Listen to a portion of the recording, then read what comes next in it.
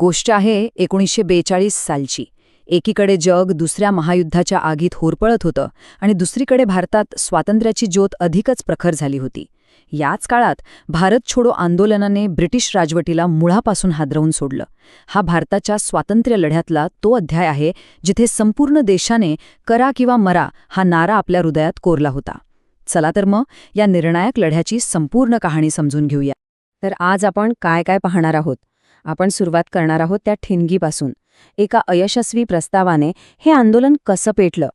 मग पाहू करा किंवा मरा या एका घोषणेने संपूर्ण देशाला कसं जागं केलं. आणि मग सर्वात इंटरेस्टिंग भाग, जेव्हा सगळे मोठे नेते तुरुंगात होते तेव्हा सामान्य लोकांनी हा लढा कसा जिवंत ठेवला. आणि हो, या सगळ्याचे भारताच्या भविष्यावर काय परिणाम झाले हेही आपण समजून घेणार आहोत.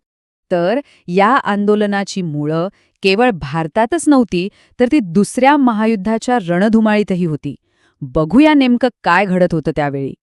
ब्रिटनची स्थिती युद्धात खूपच नाजूक झाली होती. त्यांना भारतीय सैनिक आणि भारताची साधनसंपत्ती यांची नितांत गरज होती. म्हणून त्यांनी भारतीयांपुढे एक प्रस्ताव ठेवला. सरळ डील होती. तुम्ही आम्हाला युद्धात मदत करा, युद्ध संपल्यावर आम्ही तुम्हाला वसाहतीचं स्वराज्य देऊ. हाच प्रस्ताव घेऊन क्रिप्स मिशन भारतात आलं. पण हे पूर्ण स्वातंत्र्य नव्हतं हे लक्षात घ्या. आणि मग बघा 1942 मध्ये गोष्टी किती वेगाने घडल्या. मार्चमध्ये क्रिप्स मिशन आलं, बोलणी सुरू झाली. एप्रिलपर्यंत या बोलण्या फिसकटल्या कारण भारतीय नेत्यांना हा प्रस्ताव मान्य नव्हता. आणि मग ऑगस्ट उजाडताच काँग्रेसने भारत छोडोचा नारा दिला आणि ब्रिटिश सरकारने त्यावर तात्काळ कारवाई केली. म्हणजे काही महिन्यातच सगळी राजकीय समीकरणं उलटीपालटी झाली होती. आता जेव्हा बोलणी फिसकटली तेव्हा काँग्रेसने एक खूप मोठं टोकाचं पाऊल उचललं. हे पाऊल एका घोषणेच्या रूपात समोर आलं जिने भारताच्या इतिहासाला एक नवी दिशा दिली. तारीख होती 8 ऑगस्ट 1942.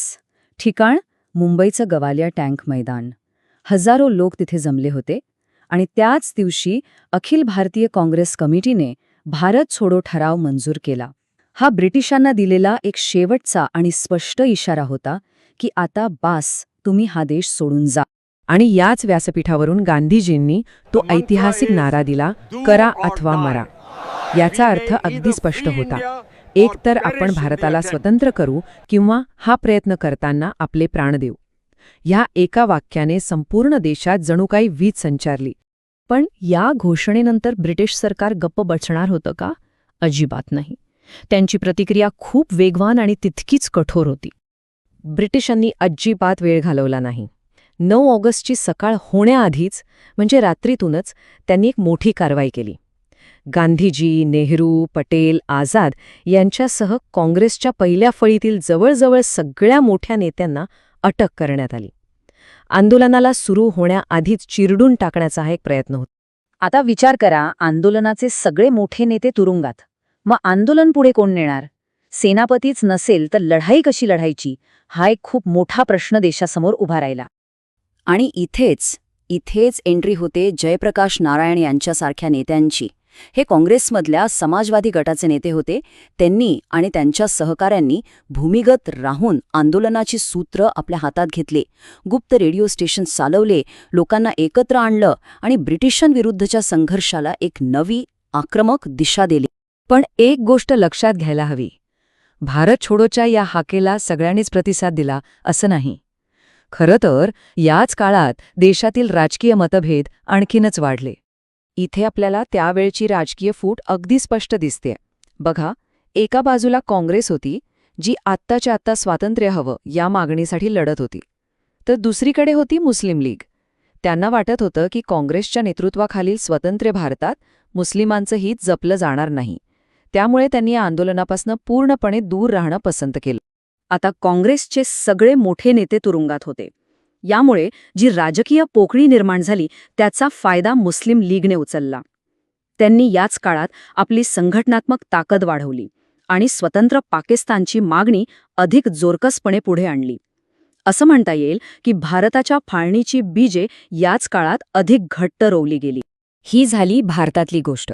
पण त्याचवेळी भारताबाहेर सुद्धा स्वातंत्र्यासाठी एक वेगळाच लढा आकार घेत होता, ज्याचं नेतृत्व एक वेगळेच नेते करत होते.